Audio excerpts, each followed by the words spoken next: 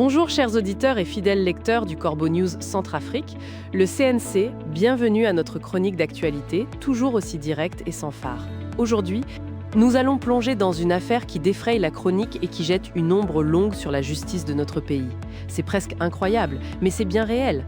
Un homme recherché par la justice, sous mandat d'arrêt, est aujourd'hui assis sur les bancs de notre Assemblée nationale. Pour décrypter cette aberration, j'accueille notre journaliste de terrain, Vikos Cynthia. Bonjour Vikos Cynthia. Bonjour Adèle Kanzoro et bonjour à toutes et à tous. Oui, Adèle Kanzoro, c'est une histoire qui donne le tournis, une histoire invraisemblable qui pourtant se déroule sous nos yeux en République centrafricaine. Imaginez un citoyen centrafricain activement recherché par la justice de son propre pays faisant l'objet d'un mandat d'arrêt en bonne et due forme. Eh bien, cet homme a battu tranquillement campagne. Il a remporté son siège et il est tranquillement entré à l'Assemblée nationale, comme si de rien n'était. Le tribunal de grande instance de Bangui, tenez-vous bien, a rendu son verdict le 23 avril 2026 sous la présidence du magistrat Odjone Devi Awad Babala, un certain Georges Mamia Mindani le Eric, également connu sous le nom de Fékou Tongali, a été déclaré coupable de faux et usage de faux. C'est en vertu de l'article 355 du Code pénal centrafricain. Et les documents judiciaires issus du greffe correctionnel sont formels. La sentence prononcée ce jour-là est d'ailleurs sans appel, 6 mois d'emprisonnement ferme, 100 000 francs CFA d'amende et une condamnation solidaire à verser 1 million de francs CFA à la victime civile, le sieur Namtoli Eli Alar. Le jugement va même plus loin, Adèle Kanzoro, en délivrant un mandat d'arrêt et un mandat de dépôt contre ce même prévenu. Un mandat d'arrêt, un mandat de dépôt. C'est ce que la justice a émis, Vikos Cynthia ? Mais alors, comment un homme condamné pour faux et usage de faux, avec de telles mesures, a-t-il pu non seulement échapper à la prison, mais aussi se faire élire ? C'est une insulte à l'état de droit. C'est une moquerie envers notre justice. Exactement Adèle Kanzoro. C'est là toute la question et toute l'absurdité de la situation. Le cabinet d'instruction a formalisé ce mandat d'arrêt le 30 avril 2026. Et le texte est sans ambiguïté, je cite, « Tous les dépositaires de la force publique sont enjoints de rechercher activement le condamné et de le conduire sans délai à la maison d'arrêt de Bangui. » Fin de citation. Les termes du document ne souffrent d'aucune interprétation contraire. Aucune marge de manœuvre n'est laissée aux autorités chargées de l'exécuter. Pourtant, Adèle Kanzoro, rien de tout cela ne s'est produit. Au lieu de rejoindre une cellule, Georges Mamia Mindani, le Eric, a continué sa route comme si de rien n'était. Il a battu campagne pour le second tour des élections législatives, sillonné les quartiers, mobilisé ses soutiens et s'est présenté devant les électeurs sans que la force publique ne daigne l'interpeller. C'est une complaisance administrative et politique évidente qui a fonctionné comme un bouclier invisible autour de lui tout au long du processus électoral. Un bouclier invisible, Vikos Cynthia, c'est une manière polie de parler de la corruption généralisée et de la complicité de l'appareil d'État. Le régime du dictateur Faustin Archange Touadéra nous démontre encore une fois que la loi n'est qu'un chiffon pour ses protégés et pour ses pions. Alors dites-nous, ce fugitif de luxe a-t-il été élu ? C'est exactement ça, Adèle Kanzoro, un fugitif de luxe, et le résultat est là, consigné dans les procès-verbaux officiels. Mamia Mindani, le Eric, a bel et bien été proclamé député à l'Assemblée nationale de la vieille République. Un homme sous mandat d'arrêt, condamné par les propres tribunaux du pays, siège désormais dans l'hémicycle de Bangui. Pourtant, la Constitution, cette même Constitution, réformée d'une manière totalement illégale sous l'impulsion de Faustin Archange Touadéra, alias Baba Congo Boro, encadre en théorie l'immunité parlementaire de façon stricte. Dans les textes, cette immunité se divise en 2 volets distincts. Le premier, l'irresponsabilité, protège le député uniquement pour ses opinions et ses votes dans l'exercice de ses fonctions parlementaires. Elle est absolue, mais sans aucun rapport avec ce dossier. Le second volet, l'inviolabilité, protège le parlementaire contre les arrestations pour des actes accomplis en dehors de ses fonctions. Donc, Vikos Cynthia, même la constitution taillée sur mesure par l'empereur Faustin pour asseoir son pouvoir, même elle, ne peut justifier cette situation ?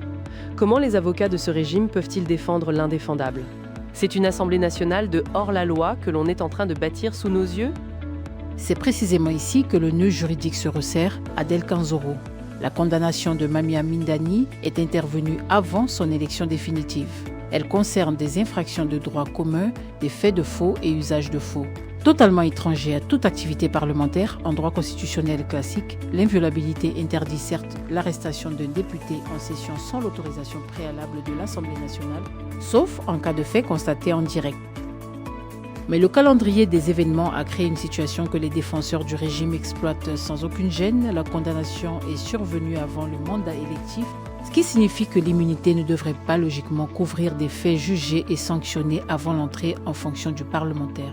Malgré cela, l'Assemblée nationale invoque son règlement intérieur pour suspendre toute mesure de détention visant ses membres dès lors qu'elle estime que cette détention entraverait le travail législatif. L'Assemblée nationale, un bouclier pour les délinquants. C'est incroyable, Vico Cynthia, donc la justice, qui a pourtant fait son travail, est désormais pieds et poings liés par une institution politique qui semble protéger ses membres, quel que soit leur passé judiciaire. Exactement, Adel Kanzoro. Le résultat pratique est simple. La condamnation reste inscrite dans les registres du tribunal, le mandat d'arrêt est toujours valide, mais son exécution est gelée. Elle le restera tant que le bureau de l'Assemblée nationale, largement dominé par les fidèles du mouvement Cœur Uni, refusera de lever l'immunité de Mamia Mindani. La justice centrafricaine se retrouve ainsi réduite à attendre l'autorisation d'une institution politique pour exécuter ses propres décisions. C'est une justice paralysée, une justice sous tutelle politique. Et cette situation, Adel Kanzoro, ne surgit pas dans un vide. L'Assemblée nationale actuelle accumule les dossiers problématiques. Des élus ont été signalés comme porteurs de faux diplômes du baccalauréat, pourtant exigés par la loi comme condition minimale pour siéger. D'autres ont des statuts civils ou nationaux si flous que des agents de l'État les désignent ouvertement comme des apatrides. Des soupçons d'achat de titres académiques pèsent sur plusieurs noms sans que la moindre enquête officielle ne soit ouverte. Des faux diplômes, des apatrides, des titres académiques achetés. Mais Vico Cynthia, c'est la République bananière à ciel ouvert. L'Assemblée nationale n'est plus le temple de la démocratie, mais un refuge pour les opportunistes et les malfrats. Et qui est derrière tout ça ?